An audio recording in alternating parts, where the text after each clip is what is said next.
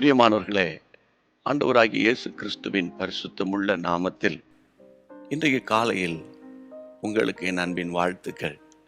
தேவனுடைய அளவற்ற கிருபையினால் சுகமாயிருப்பீங்க நம்புகிறேன். நம்ம ஆண்டவர் நல்லவர். பிரியமானவர்களே, அவர் எதை செய்தாலும் உங்களுக்காக நன்மையானது தான் கர்த்தர் செய்வார். கடந்த நாளெல்லாம் உங்களை கண்மணி போல காத்தவர் அல்லவா அவர். இந்த நாளிலும் பாருங்கள், அவர் உங்களோடு இருந்து செய்ய போகிற காரியம் உங்கள் கண்களுக்கு ஆச்சரியமாய் தோன்றப் போகிறது.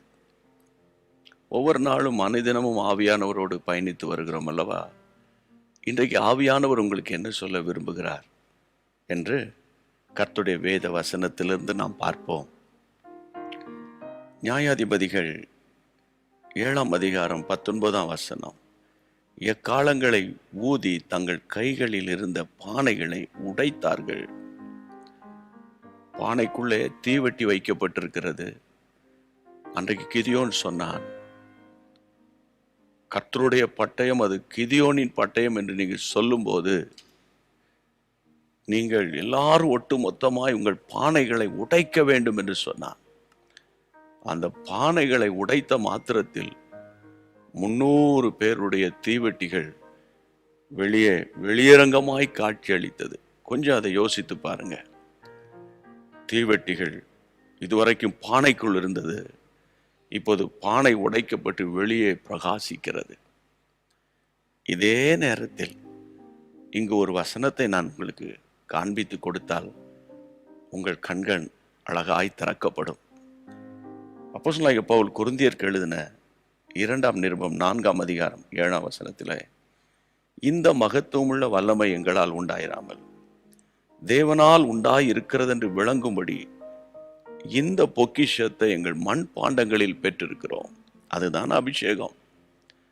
சில நேரங்களில் நம்முடைய இருதயம் நொறுங்கி போகிறது, போராட்டம், பிரச்சனை நிமித்தம். நான் உங்களுக்கு ஒன்று சொல்லட்டும், அந்த நேரத்தில் நீங்கள் இருதயத்தை உடைத்து தேவ சமூகத்தில் அள்ளும்போது உங்களுக்குள்ள இருக்கிற அந்த வல்லமை அது சாதாரணமான வல்லமை அல்ல. அந்நிய பிசாசுகளை, உங்களுக்கு எதிராய் போராடுகிற பொல்லாத ஆவிகளை அலறி தலைதெறிக்க ஓடுகிற ஒரு வல்லமை தான் பரிசுத்தாவின் வல்லமை. அதுதான் அன்றைக்கு நடந்தது. அந்த எக்காலங்களை ஊதி பானைகளை உடைத்த போது கர்த்தருடைய பிள்ளைகளை அவர்கள் கூக்குரலிட்டு சிதறி ஓடி போகிறார்கள். உங்களுக்கு விரோதமாய் எழும்புகிற எந்த போராட்டமாய் இருந்தாலும் சத்துருக்கள் சிதறி ஓடுகிறதை இன்று காண்பீர்கள்.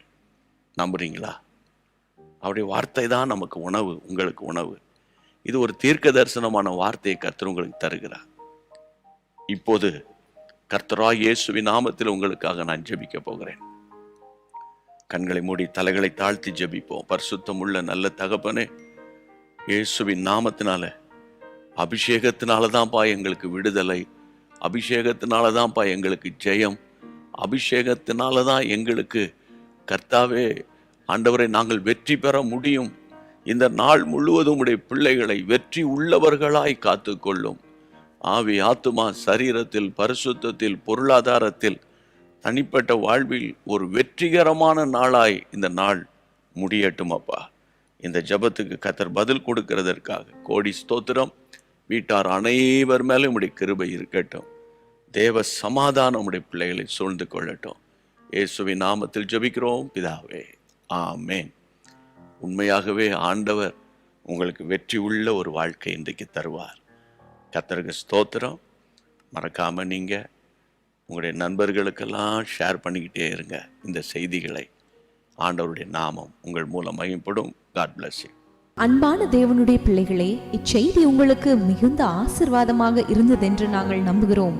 தொடர்ந்து எங்கள் செய்திகளை கேட்டு கர்த்தருக்குள் ஆசீர்வதிக்கப்பட ஜீசஸ் மீட்ஸ் மினிஸ்ட்ரீஸ் என்கிற எங்கள் யூடியூப் சேனலை சப்ஸ்கிரைப் செய்யுங்கள்.